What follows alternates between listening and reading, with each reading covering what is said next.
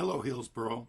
I hear you're reading my novel, The Last Book in the Universe, and I thought you might be interested to know um, how I actually came up with that story.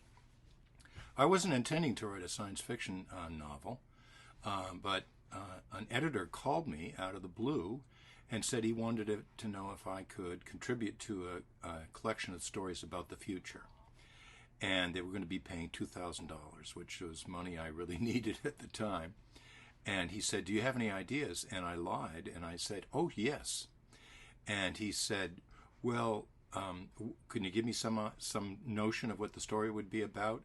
And I looked up over my desk where I had a bookcase, and I was on the phone because it was in the days when people still phoned each other over these things rather than emails or texts. And I said, out of the blue, I just made it up. I said, "It's going to be called The Last Book in the Universe." And he said, "Oh, that's a great title. Can you tell me more?" And I said, "No, I'll just send you the story." So I hung up, and then I had to think of the story that went with the title. And I came up with this idea that there was a boy with epilepsy, which meant he was kind of estranged from his community, living in a ruined world. Nobody quite knew what had happened to wrecked civilization, but they called it the Big Shake, so it's probably an earthquake. And the gang where that controls the area of the latch where he lives sends him out to rob an old man, and in a place called the Stacks. And when he gets there, the old man has already put all his belongings out on the step for him to take. And the boy is a little puzzled by this, and then he notices that the guy is standing in front of a pile of paper, neatly gathered together. And he said, "What's that?" And he said, "Oh, that's nothing.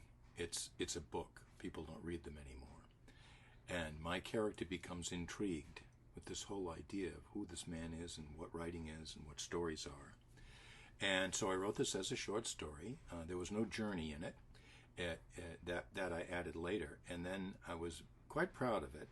And I called up my editor and said, "What do you think if I turn this into a novel-length story?" And I gave her some ideas of how I was going to do that. And that's how I came to write The Last Book in the Universe. I originally wanted it to be a trilogy, which would take place 10 years later and then another 10 years later. But at the time, nobody in publishing had heard of dystopian fiction, and they didn't really quite know what to do with it, and they didn't think that there was a future for this futuristic novel about a wrecked world.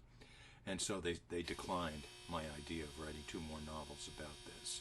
Maybe you've got some ideas about that yourself.